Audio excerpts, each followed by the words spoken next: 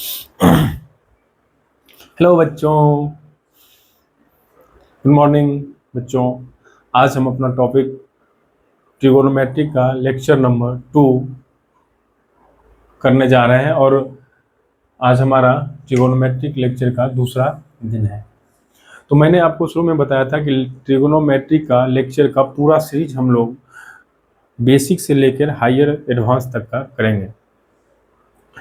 तो आज हम इस कड़ी में हम लोग पढ़ेंगे इम्पोर्टेंट पॉइंट फॉर ट्रिगो के लिए जो बेसिक्स का जो इम्पोर्टेंट पॉइंट होता है उसके बारे में हम लोग आज डिस्कस करने वाले हैं।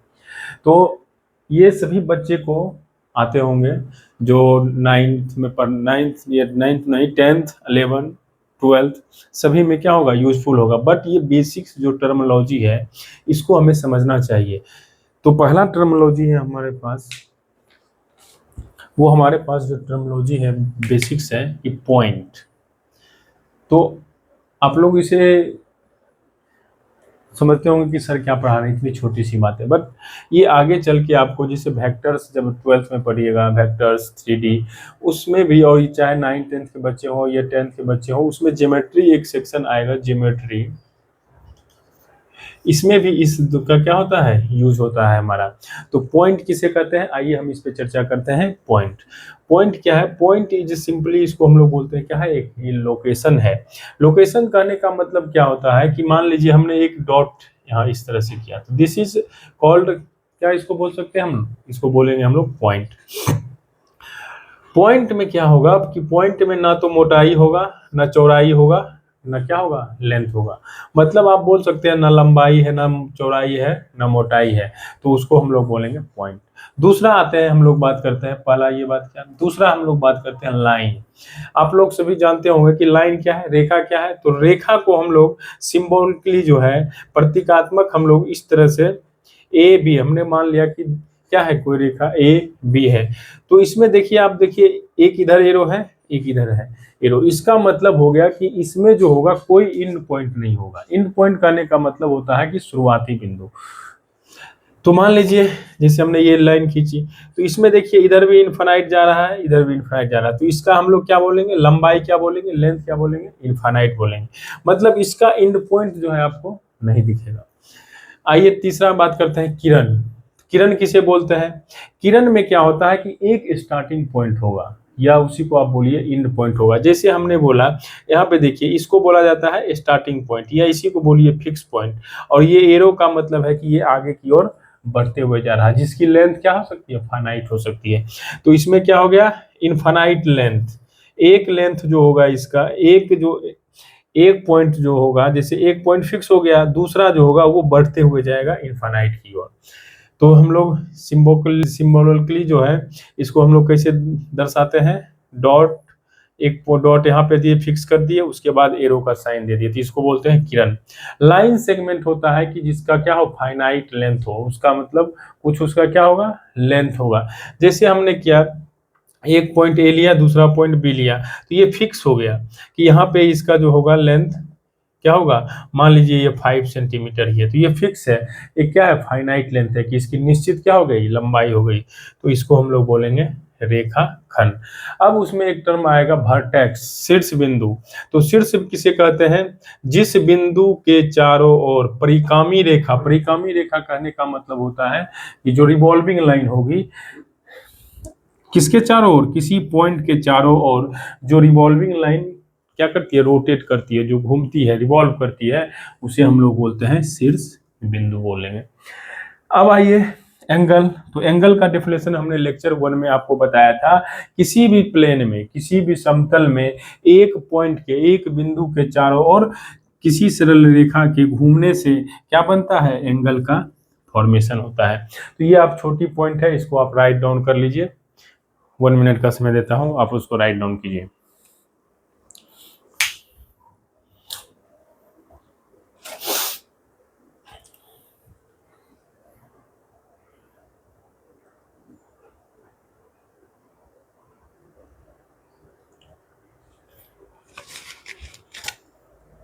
हो गया होगा, राइट डाउन आप लोग कर लीजिए।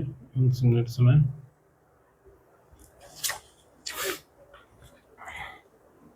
एक और टर्मिनोलॉजी को समझते हैं।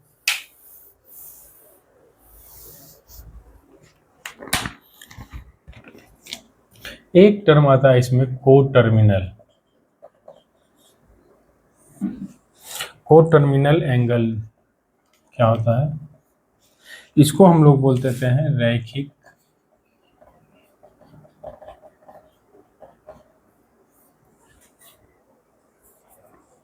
मतलब वे सभी कोण रैखिक कोण कहलाएंगे जिसका इनिशियल एंड फाइनल साइड एक ही हो। तो कोटर्मिनल एंगल हम लोग उसको बोलेंगे, इसको बोलेंगे वे सभी कोण जिसका इनिशियल एंड फाइनल साइड क्या हो जाए, एक ही हो जाए।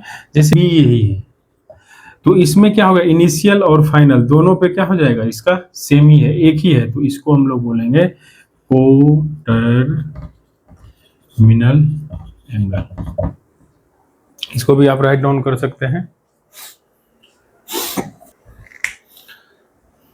अब हम लोग अपने चैप्टर पे आएंगे। तो हम लोग पहला सीखेंगे कि एंगल एंड मेजरमेंट। हमने आपको बोला एक किरण, एक रे, ये एक सरल रेखा हमने माना, ये है दूसरा सरल रेखा हमने भी माना। अब इस सरल रेखा का इनिशियल पॉइंट और इसका इनिशियल पॉइंट दोनों सेम है, और इसी पॉइंट को हमने सिखाया था आपको, इसको बोलेंगे वर्टेक्स, या इसी को हम लोग क्या बोलेंगे, वर्टेक्स बोलेंगे। और इसके मिलने से इनिशियल और फाइनल, इनिशियल साइड और फाइनल साइड, इस जहां पे दोनों क्या हो जा रहा है, मिल जा रहा है, तो उसके मिलने से क्या बनेगा, एक एंगल का फॉर्मेशन होगा। इसी को हम लोग बोलते हैं एंगल।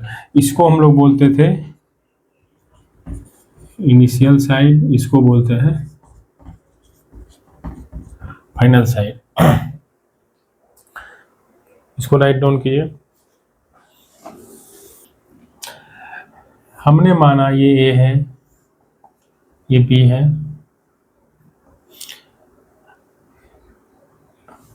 अब देखिए कोण का जो फॉर्मेशन होगा, वो कोण जो होगा वो नेगेटिव भी होगा, पॉजिटिव भी हो सकता है। तो हमने इसको बोला कि ये कोण जो बनेगा थीटा, इसको हम लोग बोलते हैं anti clockwise. Anti clockwise, anti clockwise का हिंदी में अर्थ होता है वामवर्त। मान लीजिए ए है,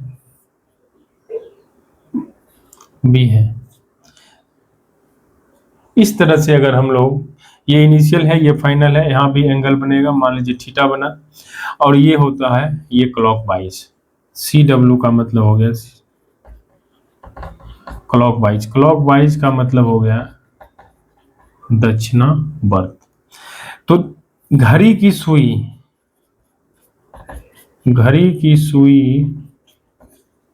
की दिशा, और इस ये एंटी क्लॉकवाइज को हम लोग बोलते हैं घड़ी की सुई की विपरीत दिशा। तो घड़ी की सुई की विपरीत दिशा में अगर कोण बनेगा, तो ये देखिए घड़ी की सुई किस तरह से, ये क्या हो जाएगा क्लॉकवाइज, और क्या हो जाए इस तरह से घूमेगा, ये हो गया anti clockwise.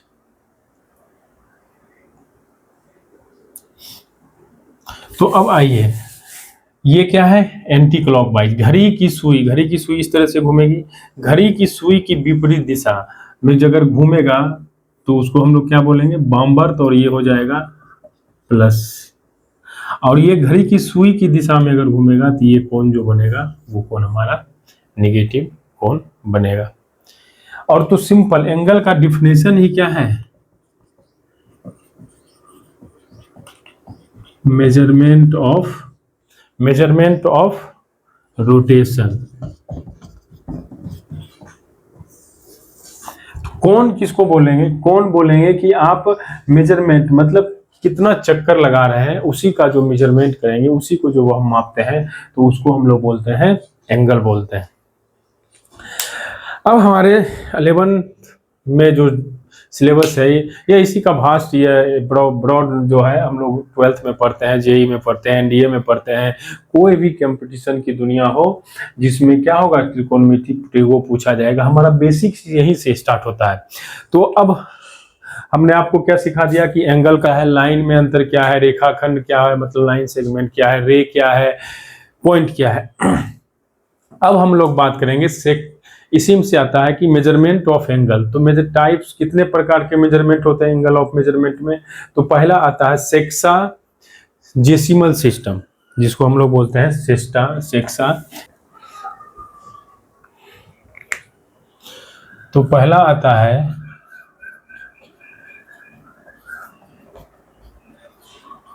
Measurement of angle, कोण का मापन। तो इसमें आप लिख सकते हैं सेक दशांक पद्धति। दूसरा होता है सेक्सा के बाद आप लोग आइए, इसको हम लोग सेंटिसिमल सिस्टम बोलते हैं। तीसरा होता है सर्कुलर सिस्टम, इसको हम लोग बोलते हैं शतशातांक पद्धति। और इसको हम लोग बोलते हैं वृत्तीय पद्धति। तो सेंटिसिमल सिस्टम और तीसरा होता है सर्कुलर सिस्टम, जिसको हम लोग बोलते हैं वृत्तीय पद्धति। तो ये बहुत ही क्या है, इंपॉर्टेंट है, और ये दोनों इंपॉर्टेंट है। इसको बोलते हैं ग्रेड सिस्टम, इसको बोलते हैं इसको बोलेंगे ग्रेड सिस्टम। इसको मिनट वगैरह में, मिनट से सेकेंड्स में, डिग्री को जब कन्वर्ट करते हैं, एक 90 डिग्री क्या होता है 60, उसका 60 करते हैं बराबर होता है, तो उसमें क्या होता है ये सेक्साजेसिमल कहलाएगा। सेंटीमीटर जो होता है शत दशांक, मतलब 100 पे उसका क्या जाता है, जिसे ग्रेड सिस्टम बोलते हैं। इसी को आप लोग बोलते हैं ग्रेड सिस्टम। और ये हो गया जिसमें हम लोग एंगल निकालेंगे, रेडियंस के बारे में इस तरह से पढ़ें। आप लोग राइट डाउन कर लिए होंगे। इसी को ये होता है, ये आपको हो जाएगा राइट एंगल सिस्टम भी बोल सकते हैं। ये क्या होगा, राइट एंगल का मतलब हो गया समकोण पद्धति सिस्टम होगा। इस सिस्टम में क्या करेंगे कि 1 रेडियन इज, क्या बोलेंगे, 1 right angle is, in this system 1 right angle is divided into 90 degree equal parts,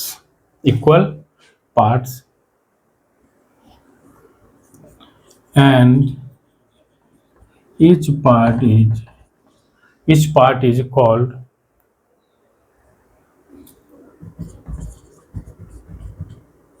degree.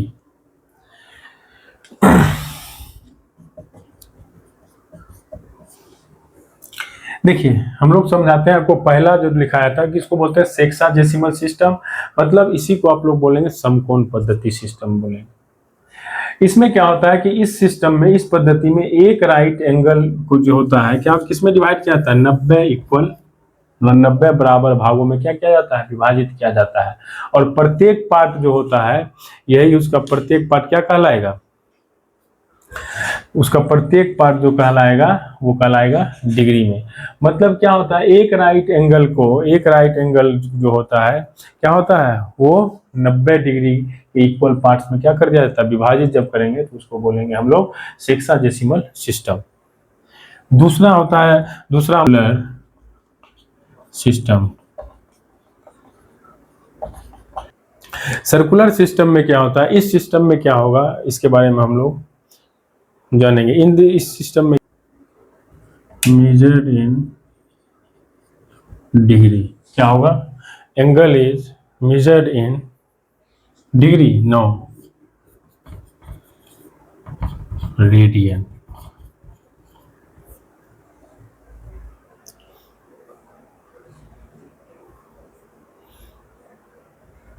दूसरा पॉइंट क्या है? दूसरा पॉइंट होगा one radian is, one radian is, one radian is angle subtend by an arc of length equal of circle. देखिए इसका हम लोग हिंदी करते हैं। सर्कुलर सिस्टम जिसको हम लोग बोलते हैं वृत्तीय पद्धति, तो वृत्तीय पद्धति में कहता है कि पहला इस सिस्टम में, इस पद्धति में एंगल को जो मेजर्ड होगा, मतलब मापा जाएगा, वो किस में मापा जाएगा? रेडियन में। दूसरा पॉइंट है कि one radian is angle subtended by an arc of length equal to radius of circle. इसका मतलब हो गया कि एक रेडियन, एक रेडियन वह कोण कहलाएगा जो कि वृत्त के क्या हो जाएगा? चाप की लंबाई, किसी वृत्त के किसी वृत्त के त्रिज्या और चाप की लंबाई के क्या हो जाएंगे? बराबर हो जाएंगे। बराबर जब होगा तो उसको बोला जाएगा वन रेडियन। क्या बोला जाएगा? One radian. मतलब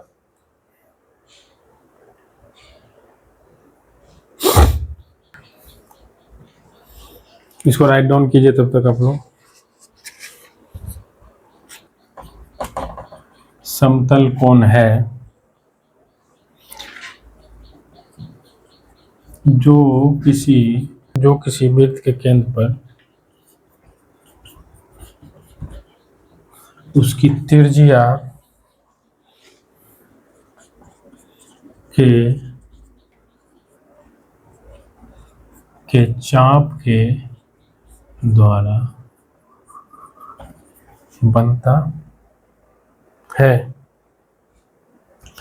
तो हमने इसका हिंदी में क्या लिखा कि एक रेडियन वह समतल कोण है, वह समतल कोण है जो किसी वृत्त के केंद्र पर, केंद्र आप लोग समझ रहे होंगे, उसकी त्रिज्या के बराबर लंबाई के चाप के द्वारा बनता हो। तो ये सिंपल डेफिनेशन है, आप इसको राइट डाउन कीजिए। उसके बाद अब हम इस पे कॉन्सेप्ट,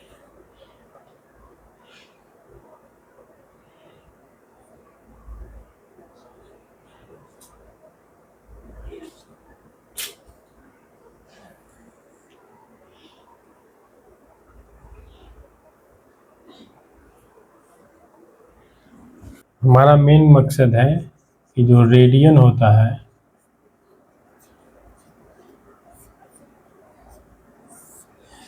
मान लीजिए ये सर्कल है,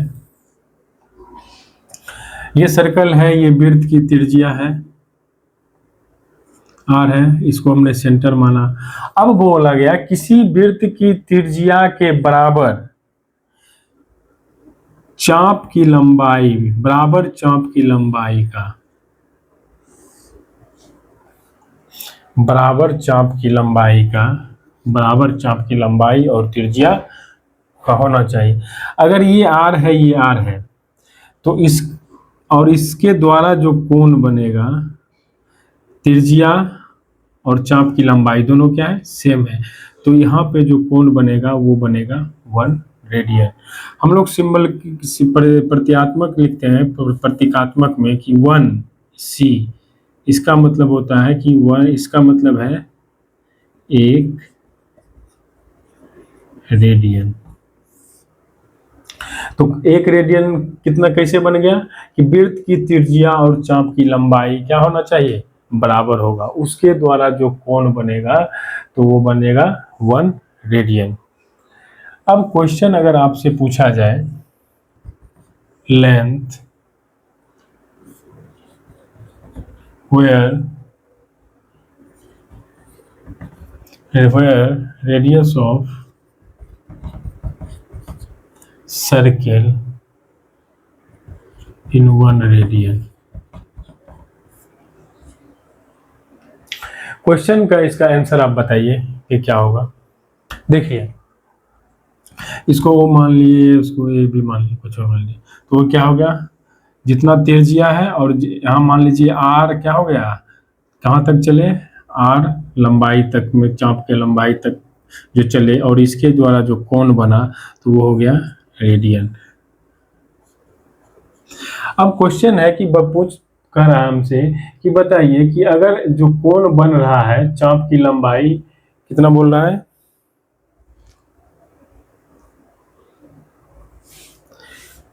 कि 5 सेंटीमीटर। बोला कि अगर रेडियस ऑफ सर्कल 5 सेंटीमीटर दिया है तो बोल रहा है कि एक रेडियन कोण जो है कितना, मतलब एक रेडियन कोण जो बन रहा है 5 सेंटीमीटर लंबाई के त्रिज्या वाले पे, तो इसका पूछ रहा है कि आर्क लेंथ कितना होगा। आर्क मतलब क्या होता है, चाप की लंबाई। तो अब देखिए हमने क्या बोला, ये विड्थ है, ओ है, मान लिया इसको ए मान लिया। अब बोला कि विड्थ की त्रिज्या कितनी है, रेडियस 5 सेंटीमीटर। इसका मतलब है कि विड्थ का जो त्रिज्या 5 सेंटीमीटर है, तो आप यहाँ से चाप की लंबाई भी 5 सेंटीमीटर तक लीजिए, तो 5 सेंटीमीटर हो गया। अब ये जो कोण बनेगा ये बनेगा 1 रेडियन। कितना बनेगा, 1 रेडियन। मतलब क्या हो गया कि जो एंगल बन रहा है वो देखिए आप, चाप की लंबाई मतलब चाप की लंबाई अब बटा क्या हो गया, वृत्त की त्रिज्या की लंबाई।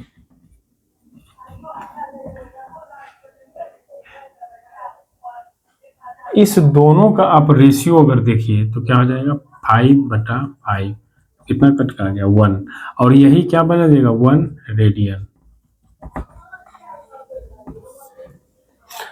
तो अब आपको क्लियर हो गया होगा कि 1 रेडियन जो डिग्री होता है कैसे बनता है। तो 1 रेडियन डिग्री बनने का सेंस होता है कि आप क्या कीजिए, वृत्त की त्रिज्या और चाप की लंबाई का जो रेशियो होगा क्या होगा, बराबर होना चाहिए। अगर त्रिज्या 5 सेंटीमीटर है तो चाप की लंबाई भी कितने सेंटीमीटर होना चाहिए, 5 सेंटीमीटर होना चाहिए।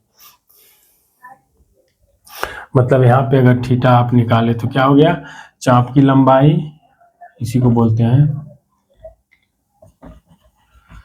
लेंथ ऑफ आर्क, और ये बोलेंगे रेडियस। तो आइए हम लोग समझते हैं कि मान लीजिए कि ये एक सर्कल है, हमने बोला जो चाप की लंबाई है, हमने बोला कि एल चाप की लंबाई है, ये आर है, और हमने बोला कि यहाँ पे थीटा अगर कोण बन रहा है तो एंगल जो होगा हमारा, एंगल कैसे निकालिएगा, एंगल निकालिएगा आर्क लेंथ बटा में क्या होगा, रेडियस का लेंथ, यही होगा। तो थीटा जो अगर मान लीजिए थीटा एंगल यहाँ पे क्या बना थीटा, तो थीटा बराबर हो जाएगा एल बटा आर। आप लोग इसको जानते होंगे, वेरी वेरी इंपॉर्टेंट। ये क्या है, फॉर्मूला है, इसको राइट डाउन कीजिए।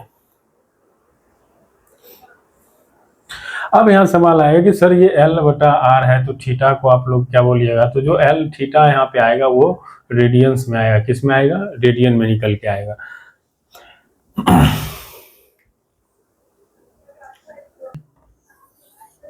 हमने बोला कि ये आर अगर 3 सेंटीमीटर है तो ये चाप की लंबाई कितना होगा,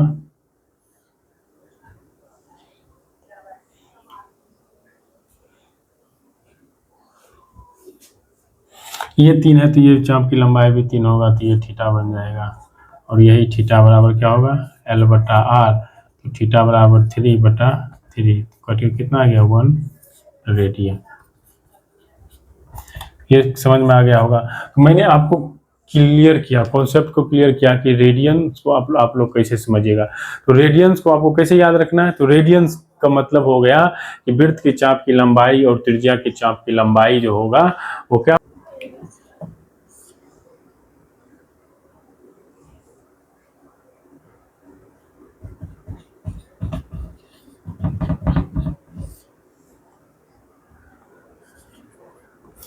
कह रहा है कि angle made by arc of level is, क्या बोल रहा है, ये 3 रेडियन हो जाए। कह रहा है कि जो रेडियस ऑफ सर्कल इज क्या है, 3 रेडियन है, मतलब बोल रहा है कि 3 रेडियन हो जाए। तो कैसे आप लोग निकालिएगा, तो हमने अगर मान लिया कि रेडियस अगर अल्फा मान लिया, अगर ये रेडियस क्या है, अल्फा है, जब अगर ये रेडियस अल्फा है तो ये चाप की लंबाई कितना होगा, 3 रेडियन है। मतलब ऐसे हम लोग जानते हैं कि अगर 1 रेडियन अगर निकालना है तो 1 रेडियन जिसको हम लोग बोलते हैं थीटा बराबर L बटा आर रेडियन, ये हम लोग फॉर्मूला पढ़े हैं। Angle made by arc of length, तो रेडियस अगर अल्फा हो जाए और ये जो है कितना दिया है, मतलब थीटा जो है आपका 3 रेडियन, चाप की लंबाई कितना होगा फाइंड आउट करना है। अगर रेडियन से जो हमने क्या मान लिया, रेडियस अगर क्या है अल्फा है मतलब 1 रेडियन अगर हम लोग देखा जाए कि अगर 1 रेडियन कहने का मतलब है अगर रेडियस ये अल्फा है तो ये भी अल्फा होना चाहिए, तो 1 रेडियन है, बट यहाँ पे बोल रहा है कि 3 रेडियन है। 3 रेडियन कहने का मतलब क्या हो गया कि जब ये क्या बनेगा अल्फा 3 अल्फा, और ये 3 रेडियन कब बनेगा, जब ये अल्फा है तो चाप की लंबाई 3 अल्फा होना चाहिए, तभी तो बनेगा। कहने का मतलब है अगर ये अल्फा है रेडियस तो ये कितना होगा 3 अल्फा, ये कितना होगा 3 अल्फा। अब अगर आप निकालिएगा थीटा तो क्या हो जाएगा L 3 अल्फा बटा अल्फा कट के कितना आ गया 3 रेडियन। तो ये हमारा इसमें क्या है कि 3 रेडियंस का मतलब हो गया कि अगर आपने यहाँ पे क्या रखा कि अल्फा अगर क्या रेडियस अगर अल्फा है तो आर्क ऑफ लेंथ कितना होगा 3 अल्फा, और अब आप थीटा बराबर L बटा आर लगाइएगा तो L 3 अल्फा बटा अल्फा बराबर क्या हो गया 3 रेडियन। तो समझ में आया, तो इसका मतलब आर्क ऑफ लेंथ हो जाएगा 3 अल्फा, अगर ये अल्फा है तो इसको राइट डाउन। यहाँ पे एक सेम बनना है ना, 1 रेडियन कब बनेगा तो वृत्त की चाप की लंबाई के बराबर जाए। तो ये अगर ये 3 कहने का मतलब है ये एंगल आपका कितना बन रहा है 3 रेडियन बन रहा है। 3 रेडियन बनने का मतलब है कि चाप की लंबाई जब 3 अल्फा 3 गुना हो जाएगा इस त्रिज्या के, तभी तो आपका क्या होगा यहाँ पे एंगल 3 बनेगा जब रेशियो है। इसको राइट डाउन किया, ये बहुत ही कंसेप्चुअल है।